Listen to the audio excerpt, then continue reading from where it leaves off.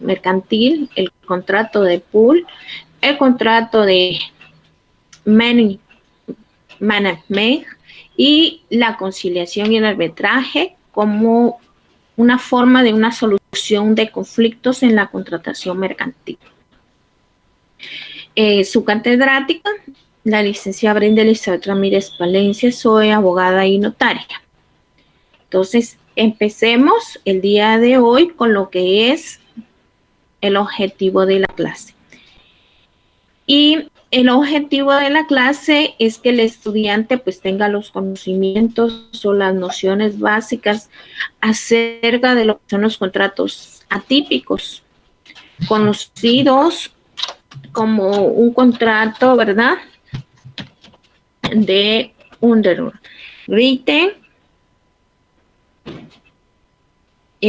También asimismo, ¿verdad?, los contratos de concesión mercantil, el contrato de pool, el contrato de management y sus diferencias entre lo que son las analogías y las aplicaciones legales. Asimismo, como la que es la conciliación y el arbitraje, cómo funcionan, la forma de solución de conflictos de la contratación mercantil y cómo puedo acudir a la jurisdicción estatal, así como también cuál es la diferencia entre lo que es la conciliación y el arbitraje, cosas que son muy diferentes y que el día de hoy pues vamos a aprender. Empezaremos entonces con nuestro primer contrato y pues nuestro primer contrato es el contrato de underwriting, o también es conocido, ¿verdad?, como el contrato de prefinanciamiento, el contrato de emisión y colocación de títulos de valores, así como también lo podemos conocer como lo que es la suscripción temporal. Entonces, cualquiera de estos, pues nosotros nos referimos a esta clase de contratos, ¿verdad? Si yo les hablo acerca de lo que es la suscripción temporal, pues me estoy refiriendo al contrato de underwriting.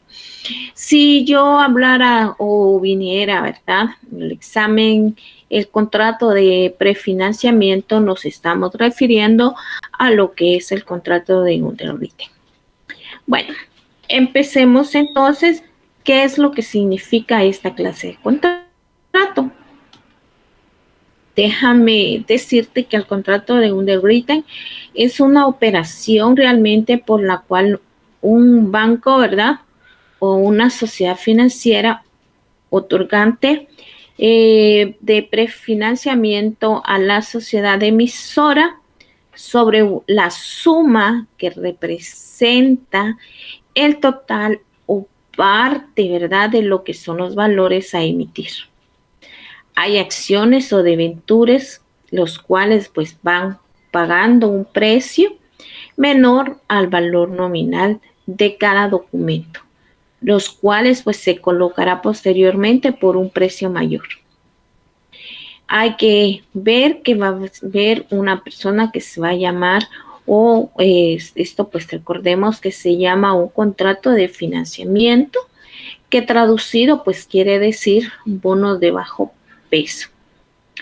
Entonces, este tipo de contrato a mí me indica, ¿verdad?, que es una operación más que todo puede ser por un banco o una sociedad financiera en el cual pues van a prestar o van a otorgar un prefinanciamiento a una empresa, ¿verdad? Entonces, por cierta cantidad. Pero a cambio, pues se deben de emitir ciertas acciones, por ejemplo, las debentures, siendo estas pues un precio menor al valor nominal de cada documento. Entonces, continuemos.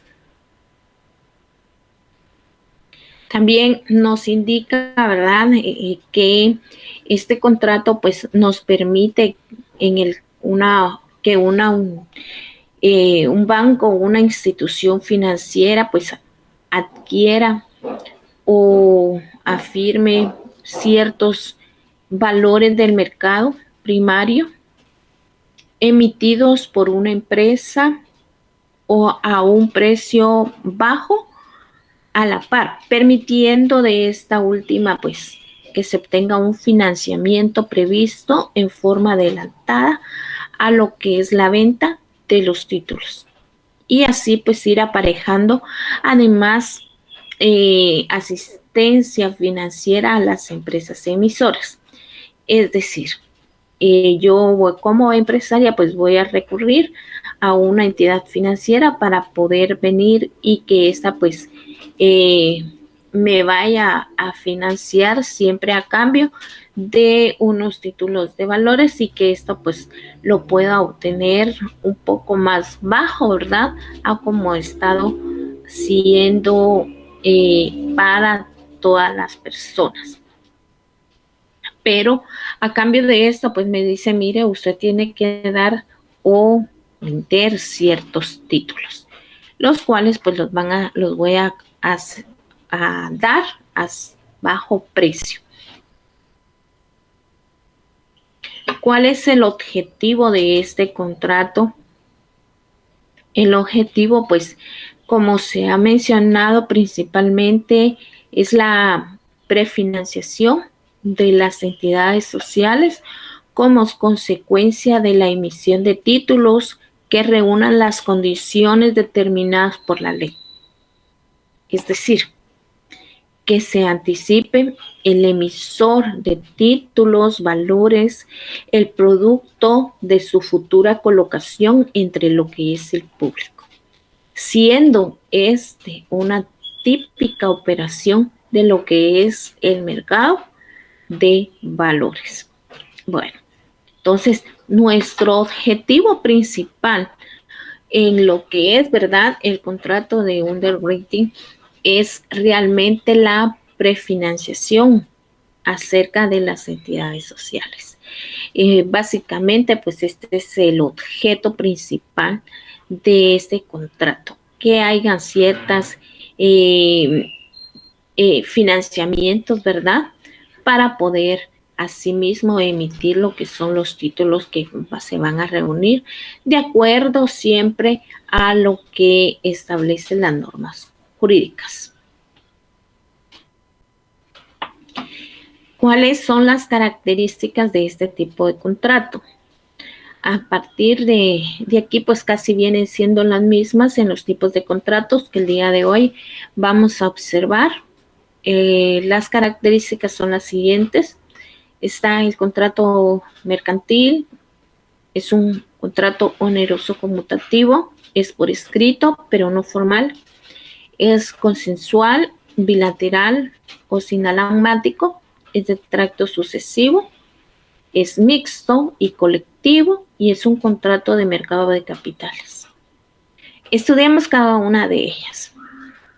Miremos por qué es un contrato mercantil. Dice que se califica como un contrato empresarial. ¿Sí? ¿Por qué? Porque van a dar financiamiento específicamente a las empresas. Es un prefinanciamiento, dijimos, ¿verdad? Es un contrato oneroso o conmutativo. Realmente es oneroso porque hay una inversión de por medio, ¿sí? Entonces no quiere decirte que no va a ser de manera gratuita, sino que hay ciertos valores. Entonces esto lo convierte en oneroso. Podríamos decir que es conmutativo porque las ventajas, ¿verdad?, y obligaciones de las partes contratantes pues son ciertas y susceptibles de lo que es la apreciación inmediata desde el momento que se perfecciona lo que es el contrato. Es por escrito, pero no formal. Dice que realmente pues no tiene muchas estipulaciones, muchas formalidades.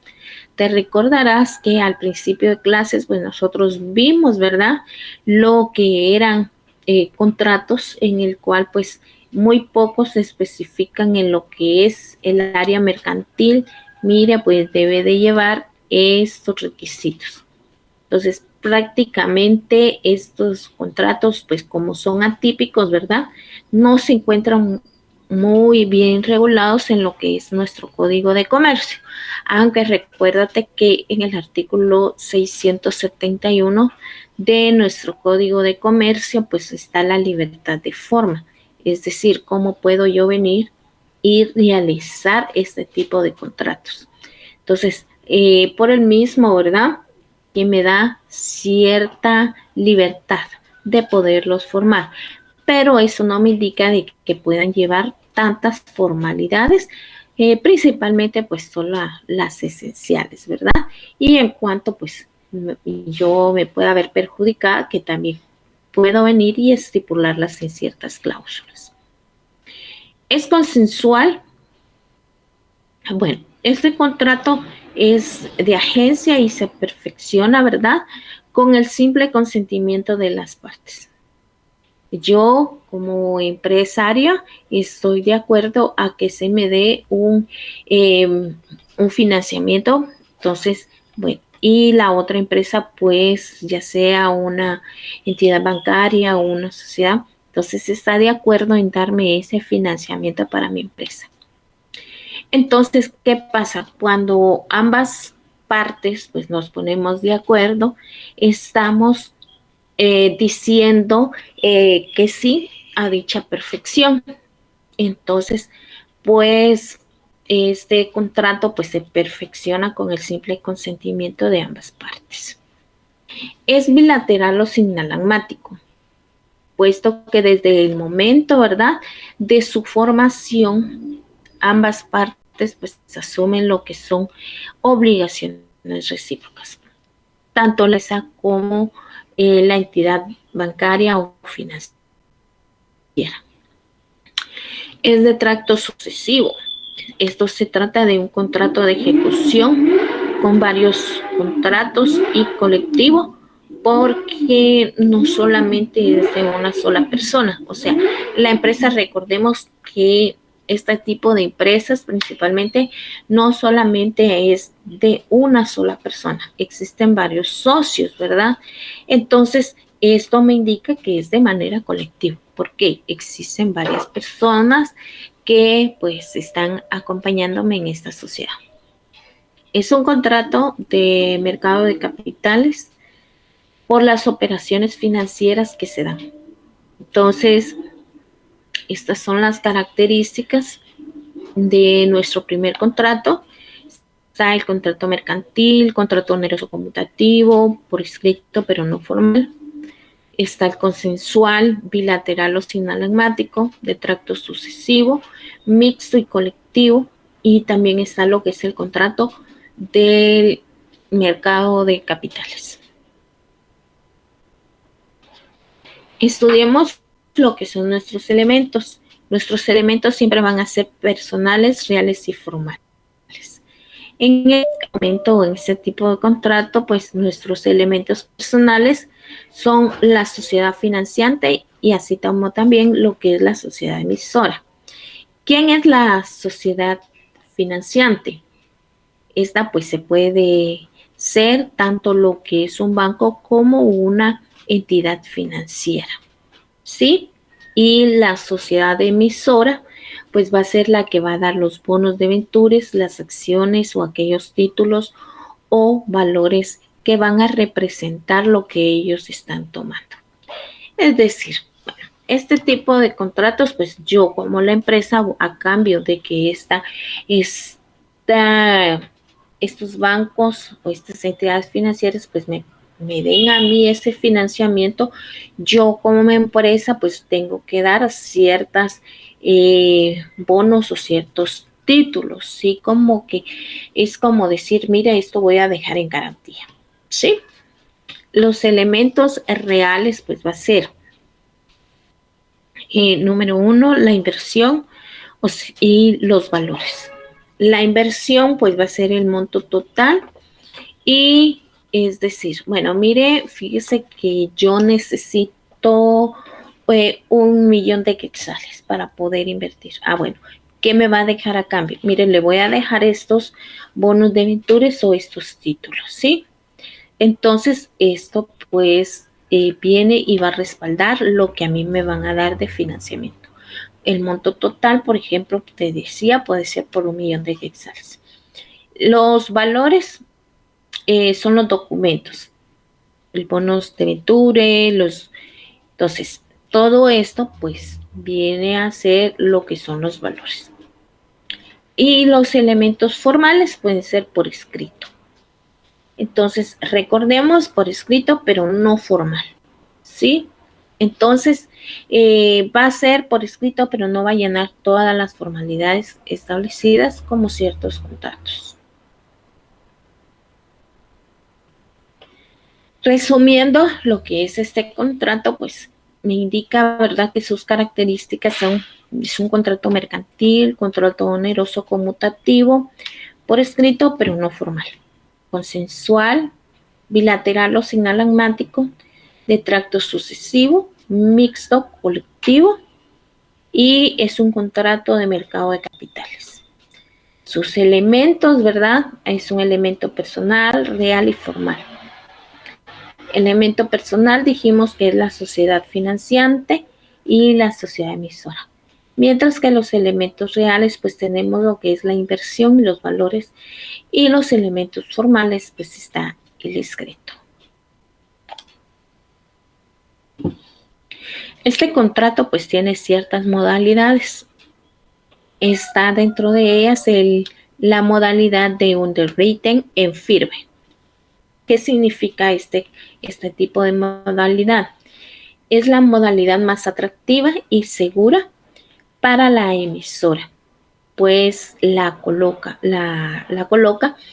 en lo que esto adquiere la totalidad o parte, ¿verdad?, de la emisión de los títulos o valores por el precio dentro del plazo establecido, y esta pues asume en consecuencia el riesgo de lo que es la colocación. Recordemos, este es un tipo de modalidades o clases, ¿verdad?, del contrato de underwriting. Nuestra siguiente modalidad del contrato de underwriting es standby. Esta se obliga frente al emisor a prefinanciar parcial o totalmente lo que es una emisión de valores, suscribiéndolos y obligándose a colocarlos en el mercado de valores en lo que es el plazo establecido. A diferencia, ¿verdad?, del underwritten en firme, pues en esta modalidad queda obligado a suscribir lo que es el saldo de valores que no hubiese sido colocado. Entonces, estas dos clases son las dos modalidades acerca del contrato de underwriting. Un ejemplo, pues, sería cuando una empresa desea aumentar el capital, emitiendo así acciones, y emitir también lo que son obligaciones sociales o debentures, y recurrir a lo que es un préstamo que le podría dar una institución de crédito. Ejemplo podría ser un banco o una institución financiera. Bueno, hemos terminado con nuestro primer contrato. Vamos a continuar, ¿verdad?, y seguir avanzando con lo que es nuestro segundo contrato. Este es el contrato de concesión mercantil. También lo podemos llamar de dos maneras. ¿Cuáles son? Bueno, me indican que las diapositivas no se están proyectando. Entonces, no sé si fue en este momento que ya no se proyectaron las diapositivas.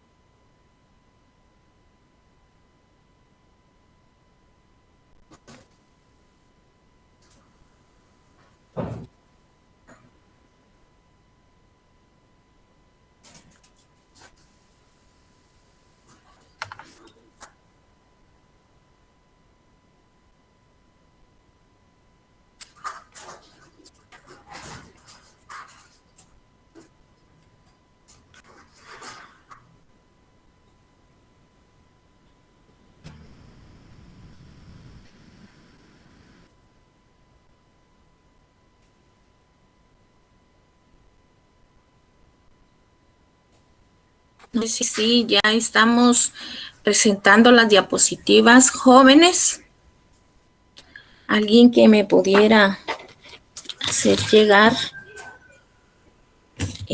nuestro mensaje, ahí se lo agradecería bastante, ya que hoy sí estamos teniendo mucho problema con lo que es la plataforma, ¿verdad? Entonces, no sé, alguien que fuera tan fino de hacerme llegar así rápidamente para poder seguir avanzando en lo que es están diapositivas. Si no, pues voy a continuar, ¿verdad? Porque voy a dar pensando de que sí ustedes los están viendo. Ya saben, mi número de teléfono, pues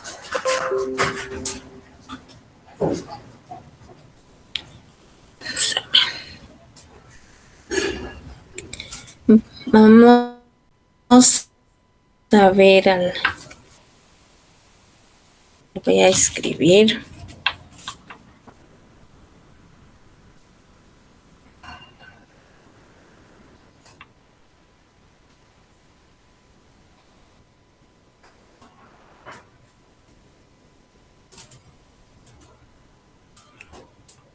Vamos a ver, vamos a escribir aquí a la chica que nos hizo el gran favor de venirnos y estaban pues observando.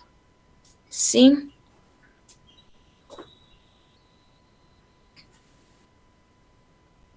Estamos aquí esperando. Voy a dar un segundo nada más para ver qué tal. Entonces, vamos a estar pendientes siempre de a ver qué sí. Mientras esto voy haciendo lo que es la clase del día de hoy. ¿Sí? Bueno, tenemos el contrato de concesión mercantil, dijimos, y también pues este suele denominarse como una venta en exclusiva o la distribución exclusiva. Estas pues igual, ¿verdad? Si en el examen viniera, hablemos del concepto de una venta en exclusiva, pues ustedes ya saben, ¿verdad? Que estamos hablando del contrato de concesión mercantil. Bueno, pasemos a nuestra siguiente diapositiva. Y tenemos aquí lo que es la definición acerca de lo que es el contrato de concesión mercantil. Podemos decir, ¿verdad?, que este contrato de concesión mercantil se denomina a aquel por el cual un contrato es un contrato donde un empresario y un concesionario pues se comprometen a vender en una zona y en determinación y unas determinadas condiciones los productos del otro concedente y a prestar asistencia a los adquirentes de estos productos. Esto pues no lo enseña nuestro autor Manuel Broseta Pam. También se nos indica que el contrato de concesión mercantil es un contrato atípico, ¿verdad?, mediante el cual pues el concesionario se va a comprometer a qué, a vender en una zona determinada los productos del concedente bajo la supervisión. Es decir, bueno, yo aquí pues vengo y pues vamos a comprometernos con cierta empresa, ¿sí? ¿A qué? A vender estos productos, pero en ciertas zonas determinadas y bajo cierta supervisión, ¿sí? Entonces, vamos a continuar. Tenemos aquí nuestras características, que son un contrato mercantil, oneroso, conmutativo, por escrito, pero no formal, es consensual, bilateral o sinalagmático, Este tracto sucesivo es mixto y colectivo y es un contrato de mercado de capitales. Realmente es un contrato mercantil, se califica como un contrato del empresarial. Es entre empresas, ¿sí? No se da entre una empresa y un particular, sino se da dentro de lo que son las empresas. Es oneroso y conmutativo porque las partes obtienen, ¿verdad?, un beneficio económico y es conmutativo por las ventajas y las obligaciones realmente de las partes contratantes con ciertas y susceptibles de apreciación inmediata desde el momento en que se perfecciona el contrato. Es por escrito, pero no formal. No estipula muchas formalidades. Es decir, tenemos la libertad de poderlo realizar, ¿sí? No es básicamente, existe estas reglas, estos requisitos. No. Simplemente, pues, según el artículo 671 nos da ciertas libertades. Es consensual porque el contrato de agencia se perfecciona, ¿verdad?, por el simple consentimiento de las partes. Es bilateral o sinalagmático, puesto que desde el momento, pues, de su formación, ambas partes, pues, asumen ciertas obligaciones recíprocas. Es de tracto sucesivo porque se trata de un contrato realmente de ejecución continua o periódica en el que hay un cumplimiento repetitivo, ¿sí? Entonces, es decir, yo voy a estar dando mi producto, pero siempre voy a estar supervisando. Es mixto y colectivo, se encuentra entrelazado entre varios o con varios contratos. Por eso es mixto, porque siempre se encuentra entrelazado con varios contratos. Y es colectivo porque no solamente pertenece a una persona, sino a varias. Es un contrato del mercado de capitales porque las operaciones financieras se dan. Bueno. Los elementos personales, reales y formales. Dentro de los personales, pues tenemos lo que es el concedente y el concesionario. ¿Quién es el concedente? El concedente, pues, es la persona que no tiene que arriesgar en ningún momento un capital adicional, ni tampoco, ¿verdad?, sobredimensionarse en lo que es con personal perteneciente a la empresa. En el caso, pues, de circunstancias imprevistas o de fuerza mayor, un tercer corre de manera eventual con lo que son los riesgos. El concedente jamás crea vínculos directos. Esta es una de las características que podemos ver en lo que es la persona o el personal que se llama o hacer el personaje como concedente, ¿verdad? Número 1, que no va a tener en ningún momento que venir y arriesgar otro capital adicional. 2, podríamos mencionar aquí también que el concedente jamás va a crear vínculos directos y pues también podríamos decir que va a tener cierto personal, ¿verdad?, el cual pertenece a la empresa.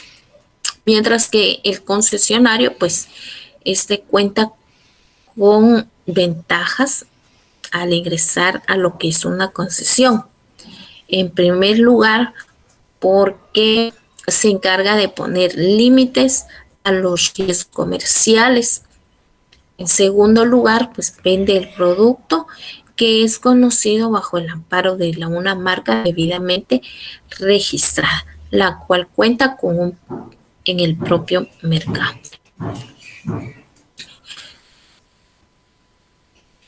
Tenemos el elemento real y jurídico. El elemento real, pues, van a ser lo que son las mercaderías, la exclusividad territorial, el plazo y la cuota. Las mercaderías, ¿qué tipo de mercaderías son las que se van a comercializar? Entonces, podemos decir cierta marca de jugos, podríamos comercializar, etcétera, ¿sí? Exclusividad territorial.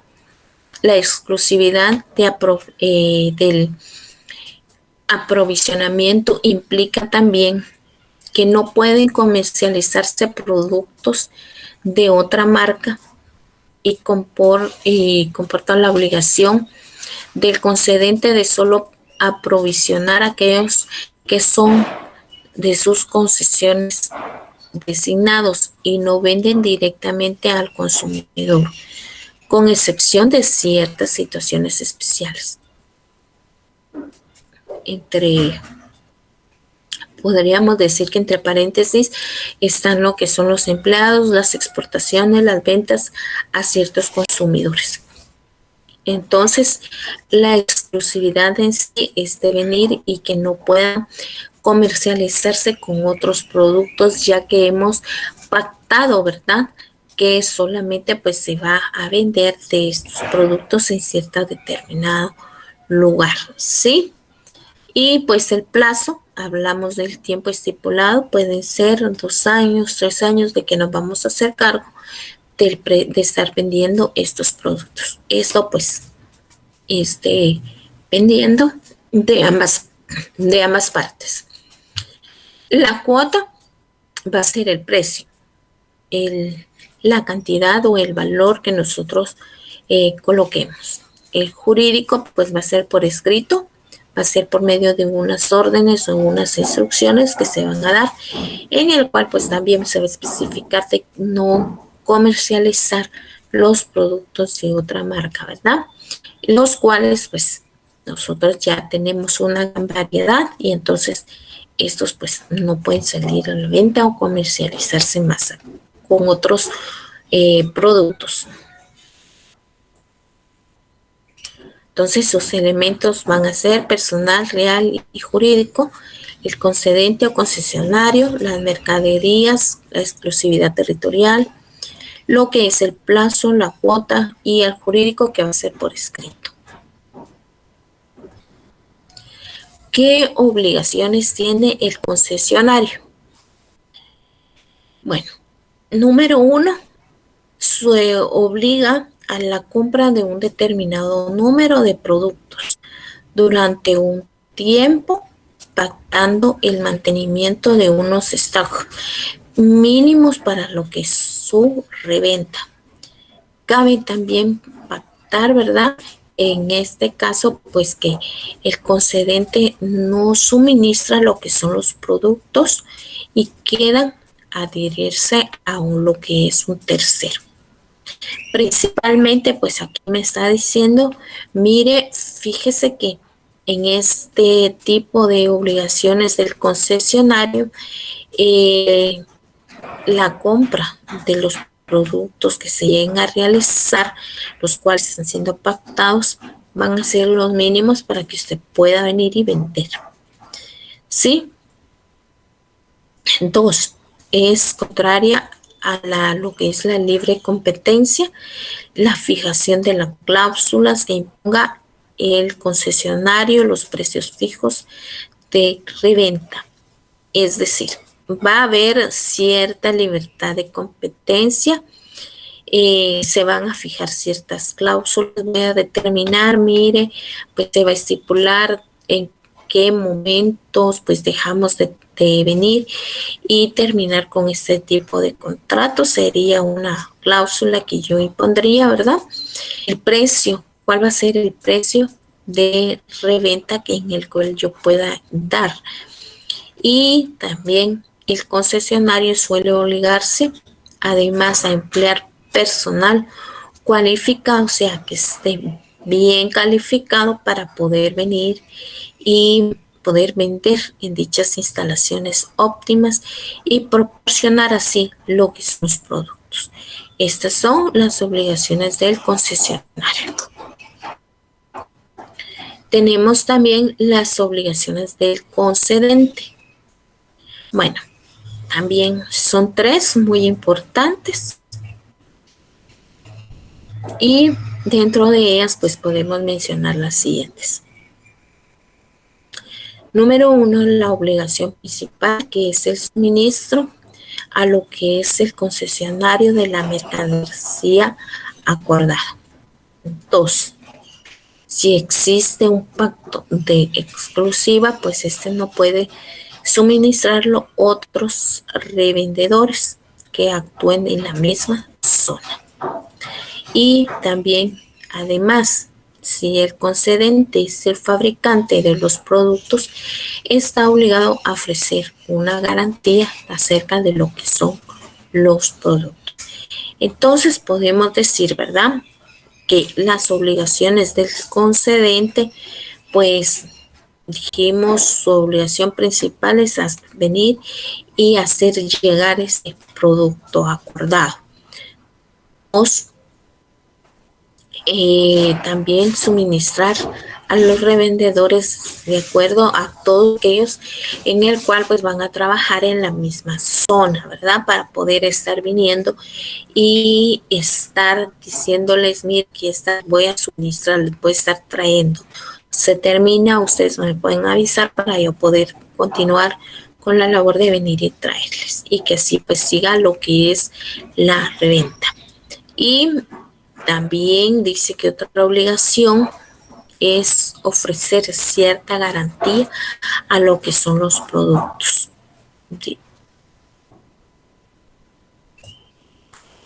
¿Cuándo termina este contrato de concesión mercantil?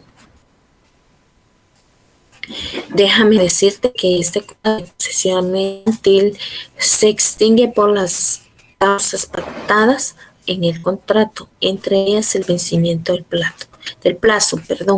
Estipulamos que eran 5 años. El día de hoy, 30 de octubre del año 2021, pues se termina el plazo para lo cual pactamos dicho contrato de concesión mercantil. Entonces, hasta aquí terminaría nuestro contrato. Suele ser realmente una problemática la extinción de los contratos de concesión mercantil cuando no se pacta expresamente la fecha de su extinción, o si no, se pacta, ¿verdad?, un plazo de preaviso. La doctrina, lo que es jurisdiccional, muy reiterada, es que en tales casos cabe la solución unilateral por una u otra de las partes contratantes, lo cual da lugar a lo que es así de daños y perjuicios. Si estos se prueban y se han hecho sin justa causa o con lo que es un abuso de derecho. Entonces, podemos decir aquí en lo que es la extinción del contrato de concesión mercantil. Es muy importante poder estipular lo que es el plazo, cuántos tiempo, 2 años, 3 años, 5 años, 10 años. ¿Para qué? Para que al momento de que esto pues venga y termine lo que es la concesión, no haya ninguna, por decírtelo así, no haya ninguna indemnización de que se tenga que pagar por daños y perjuicios ocasionados, o que pues alguna de las partes pues no hice. Es mejor realmente al momento de venir y establecer este contrato de concesión mercantil, recordemos, es por escrito pero no formal. Pero dentro de esas cláusulas tenemos que dejar estipulado la fecha exactamente en el cual pues esto vendría a terminar con lo que es el contrato de concesión mercantil, ¿verdad? Entonces, esto sería la extinción del contrato de concesión mercantil. Un ejemplo de contrato de concesión mercantil, si tú puedes ver en estas tiendas Pais o de Walmart, se puede conseguir realmente la autorización para poder participar en lo que es la explotación de esas empresas.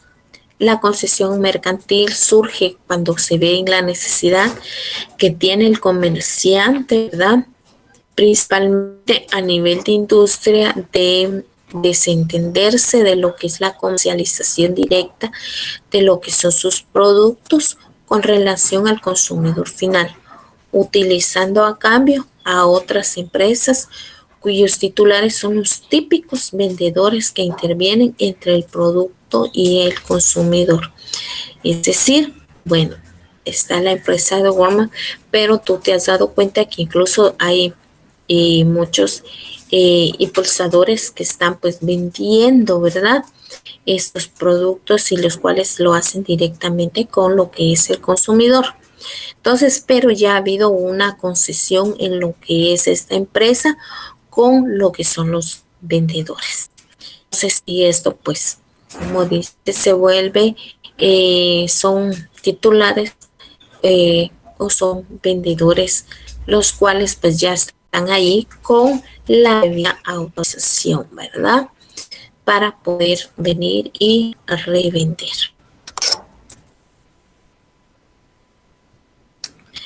Bueno, seguimos avanzando y ahora pues tenemos el contrato de pool o contrato de intercambio de acciones.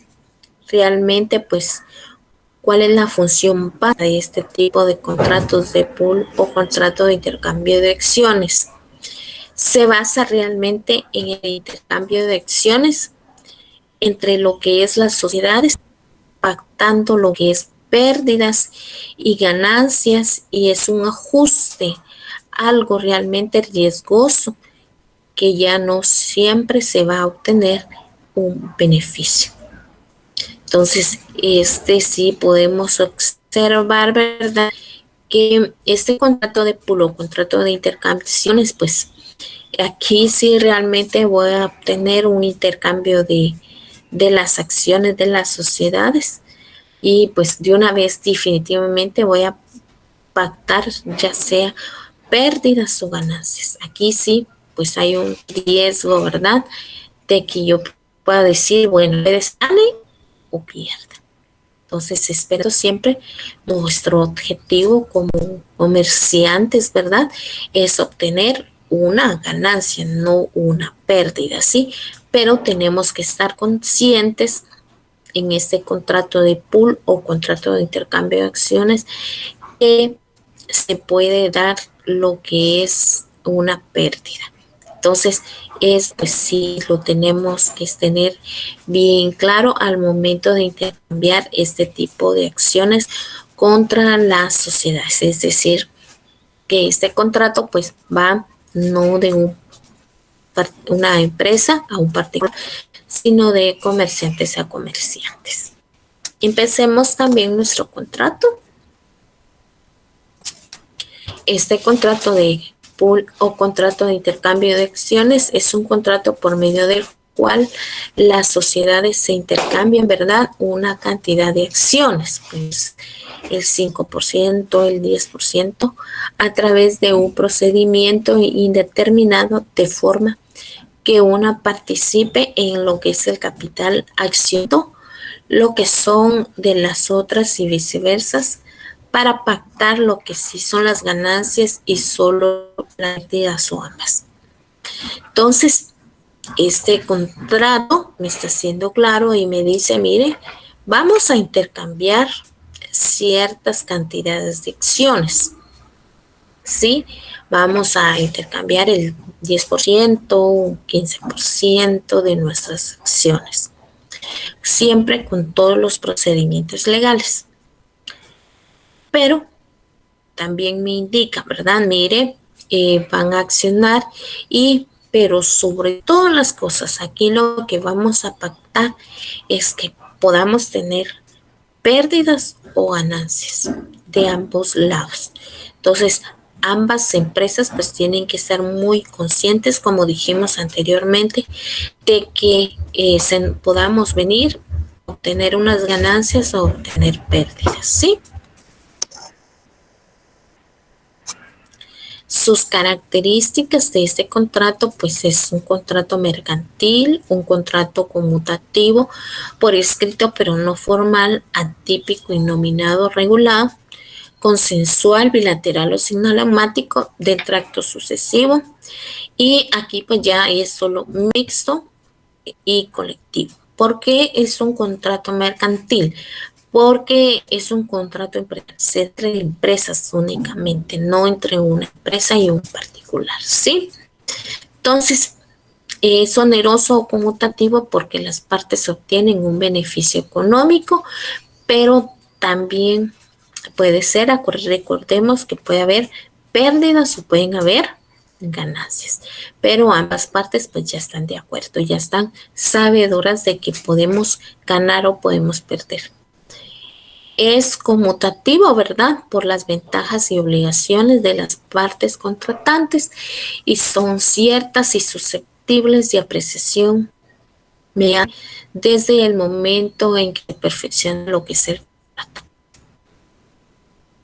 Es por escrito, pero no formal, no tiene estipuladas muchas formalidades. Dijimos, pero que hemos dicho que sí nos da la libertad de forma de acuerdo al Código de Comercio.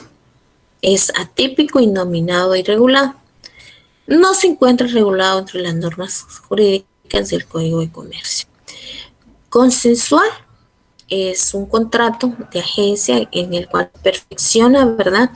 Por el simple consentimiento de las partes de ambas empresas. Mire, estamos pactando este tipo de contrato, pero estamos conscientes de que podemos obtener unas pérdidas o unas ganancias. Entonces, ambas partes estamos diciendo, mire, estamos de acuerdo. Es bilateral, puesto que desde el momento de su formación, ambas partes pues asumen lo que son las obligaciones recíprocas. Yo voy a venir, voy a asumir ciertas obligaciones, pero también la otra parte. Es de tracto sucesivo. Se trata de un contrato de ejecución continua o periódica, ¿sí? En el que hay pues cierto cumplimiento repetitivo. Es decir, pues vamos a hacerlo de manera continua. Es mixto y colectivo, pues que se encuentra, ¿verdad? Es mixto porque se encuentra trazado dentro de lo que son varios contratos. Hay diversidad, perdón, de lo que son contratos que puedan participar en este tipo de contrato. Y pues también es colectivo porque no solamente es con una sola persona que se puede realizar, sino que necesitamos la participación de varios socios de la empresa, los cuales pues tienen que estar de común acuerdo para poderlo realizar.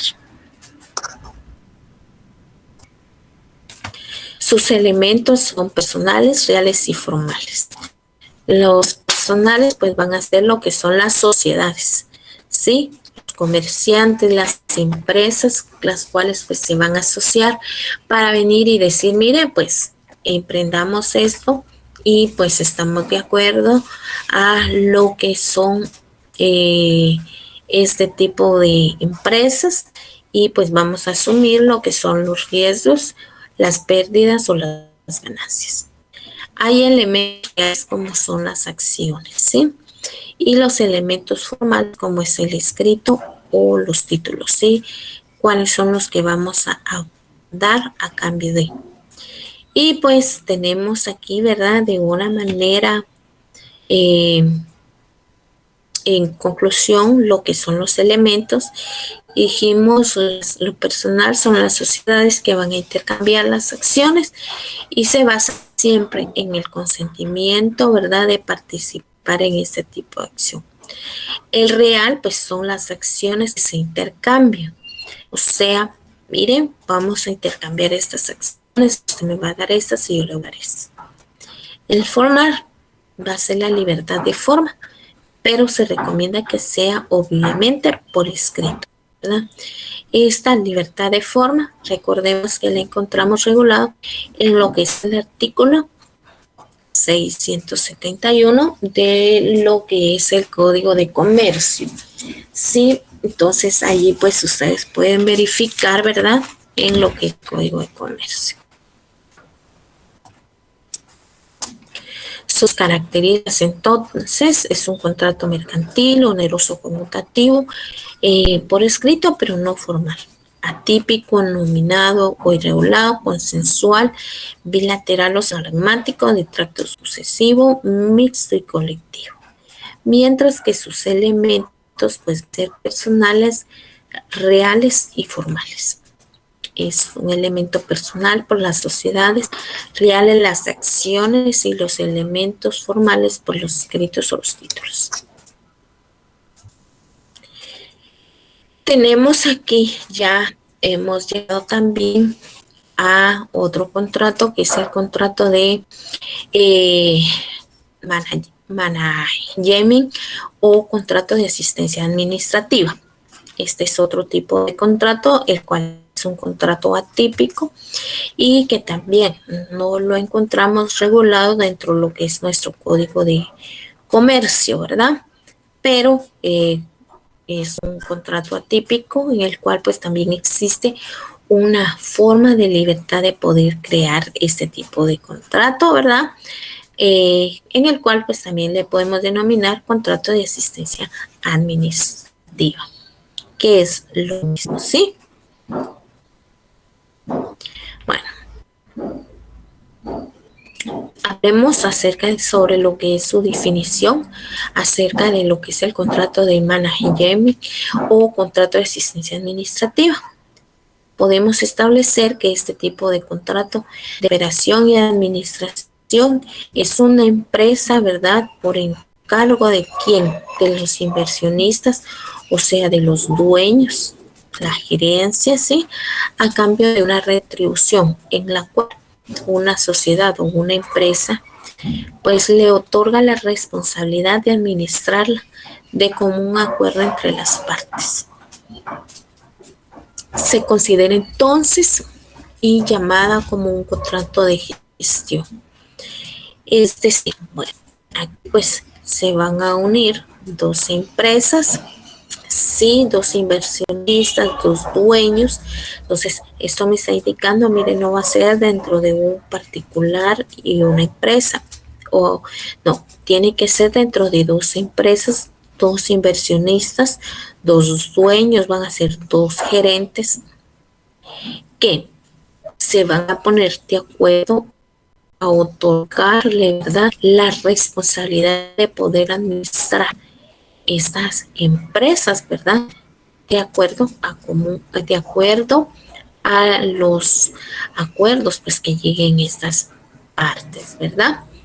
Entonces, este es un contrato de asistencia administrativa.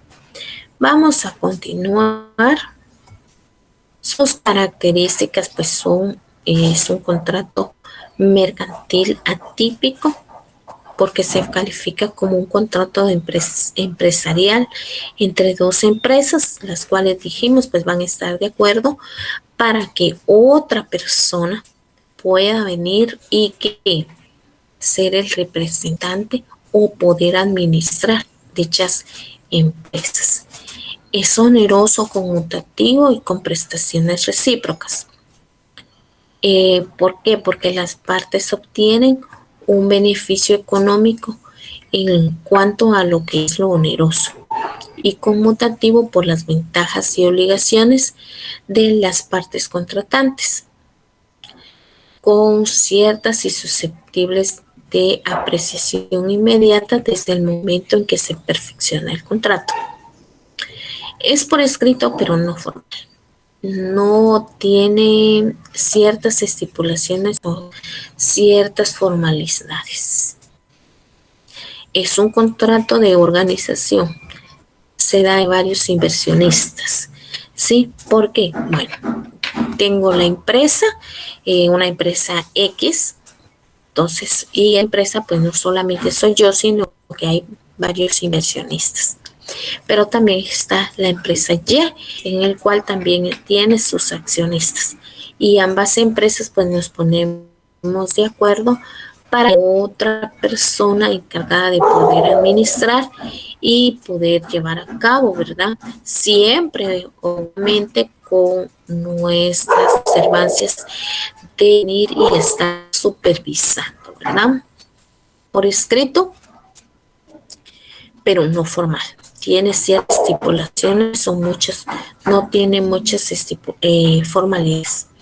Recuérdate el artículo 671 del Código de Comercio, en el cual nos indica, ¿verdad?, de que existe la libertad de forma.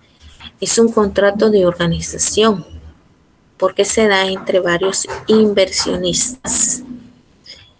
Es principal porque existe por solo. Si no hay necesidad de venir y tener, así como hemos dicho, que es la característica mixto, ¿verdad? Que se relaciona con varios contratos. No, este contrato no es mixto, es principal porque existe por sí solo. Es consensual porque el contrato de agencia pues se perfecciona por el simple consentimiento de las partes. Y también es de trato sucesivo porque se trata de un contrato de ejecución continua o periódica en el que hay realmente un cumplimiento repetitivo.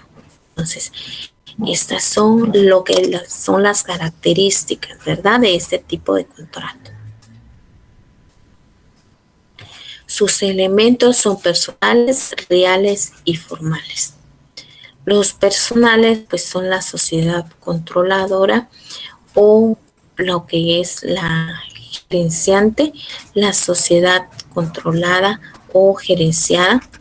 Los elementos reales, pues la asistencia técnica y la administración y lo que es la retribución. Y el elemento formal que va a ser por escrito. En esa diapositiva, en el recuadro, pues yo vine y te lo hice de la siguiente manera. Los personales, pues va a ser la sociedad controladora y también lo que es la controlada, el controlador y la controladora, ¿sí? En el real, pues se establece, ¿verdad?, que es la asistencia técnica, la administración por parte de la sociedad controladora, y también tenemos lo que es la retribución, que es lo que es sociedad controladora, que necesita, ¿verdad?, el auxilio de la sociedad controladora para poder continuar con lo que es su actividad. Entonces, el formal, existe la libertad de forma de acuerdo al artículo 671 del Código de Comercio, pero se aconseja que se realice por escrito, ¿sí?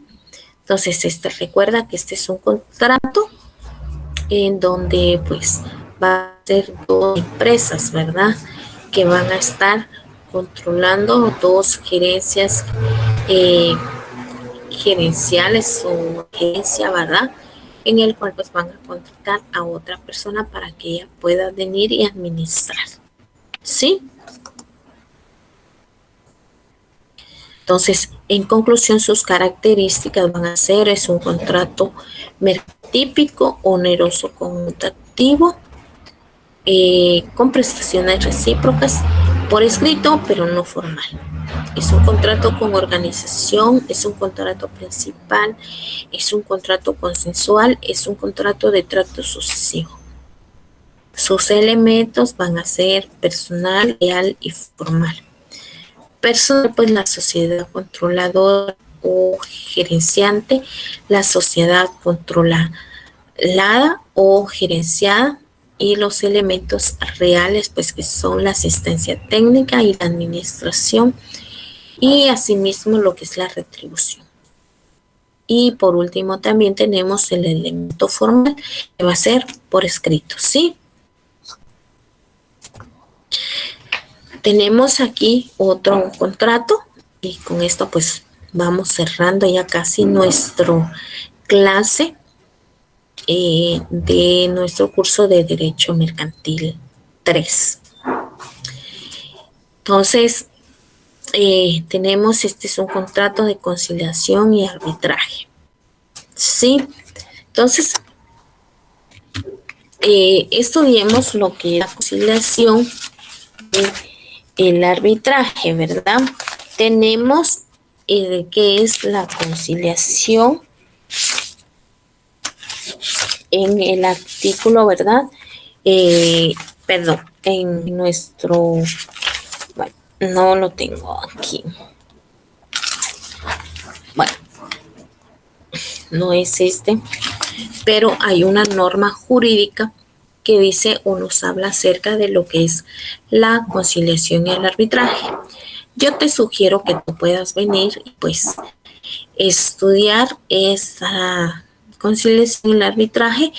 Es una norma muy pequeñita, compañeros, y que ustedes pueden ver muchas más características en esa norma jurídica. Hay diferencias y hay ver para qué nos sirve cada una de estas. Y la conciliación, pues es una negociación realmente asistida, ¿verdad? Por lo cual es claro que existe un tercer imparcial que conduce a lo que es la conciliación, el cual puede ser un derecho peruano, pero es un juez realmente o un mediador. En este último caso, pues debe estarse en un centro de conciliación. Déjame hablarte un poco más acerca de lo que es la conciliación. Estos pues surgen, ¿verdad?, cuando hay cierto conflicto de intereses entre ambas personas o se da.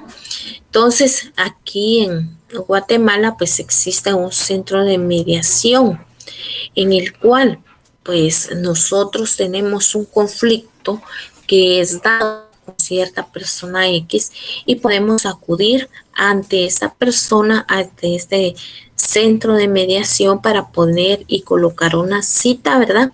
Y estipular el por qué es que necesitamos que dicha persona pues sea citada y que esta tercera persona, ya sea un juez o un contralor, pero del centro de conciliación, pueda venir y llevar a cargo esa conciliación. Llegamos el día de la cita, ambas partes, y pues se nos sienta, ¿verdad?, de una manera muy especial.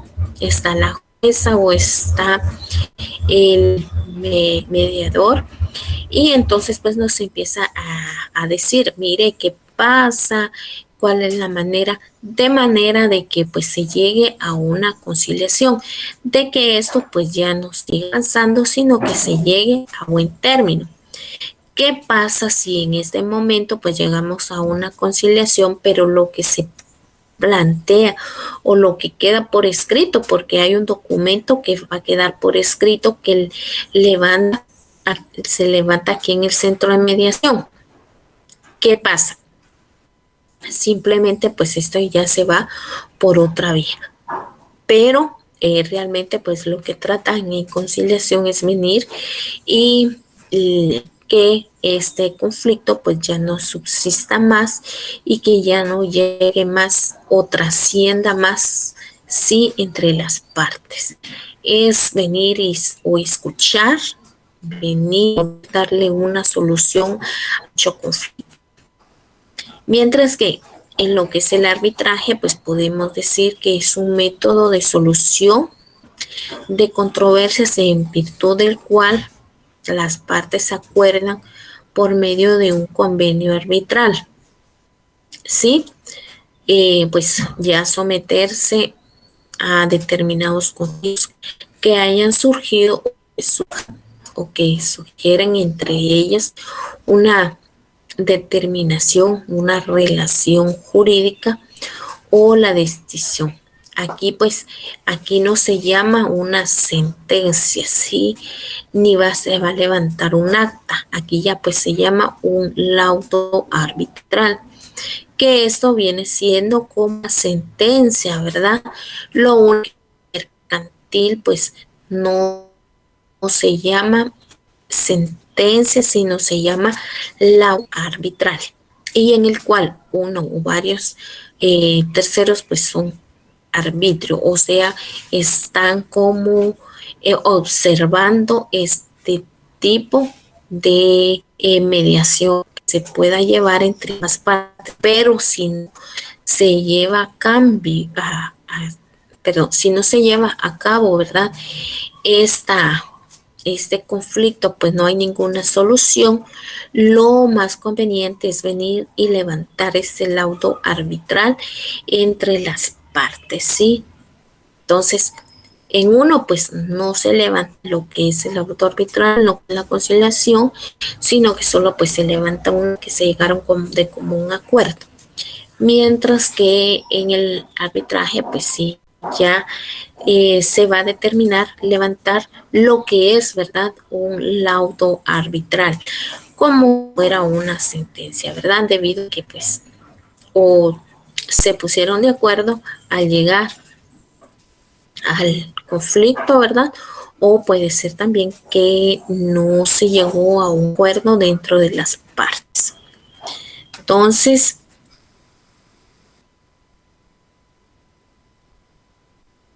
diferencia, ¿verdad?, entre lo que es lesión y lo que es el arbitraje. Entonces, es muy importante señalar, dijimos, que la conciliación pues se va a diferenciar, ¿verdad?, de lo que es el arbitraje, en cuanto a que el arbitraje es un proceso o juicio de conocimiento jurisdiccional. O sea, lo podemos llevar hasta aquí solamente en el auto arbitral, en donde se define un conflicto con base a lo que es un juzgamiento de los arbitrios. Mientras que la conciliación, pues realmente es un proceso que lo que se persigue, ¿verdad?, es un acuerdo o una transacción a través del activo e imparcial de un tercero, en función del amigable componedor. Entonces, vamos a mirar que, pues yo te he dicho, en el arbitraje hay un laudo arbitral, mientras que en la conciliación pues no se da lo que es el laudo arbitral. ¿Qué es un proceso jurisdiccional? Recordemos y hagamos memoria de que un proceso jurisdiccional es el conjunto de actos jurídicos relacionados entre sí que se realizan ante un órgano jurisdiccional con el fin de que de poder resolver así un litigio, ¿verdad? O sea, una controversia que se ha dado entre dos personas. Podemos decir que ese es el proceso, ¿verdad? Es un conjunto de procedimientos, entendiéndose estos como un conjunto de formas o maneras de actuar. Es decir, la manera en que podemos actuar, incurrir ante un órgano jurisdiccional para ponerle fin al conflicto que se ha dado con X y Y, ¿sí? Entonces, tanto puede ser A o X como Y, el acudir ante un órgano competente jurisdiccional para poder arreglar esto que pues, se convirtió ya en una cosa que era amigable, en algo que era un conflicto, ¿sí? Entonces, estamos ya casi terminando lo que es nuestro clase, ¿verdad?, de Derecho Mercantil 3. Antes de pasar a nuestra siguiente diapositiva, pues yo no les quiero quitar mucho tiempo y pues quiero despedirme de todos ustedes.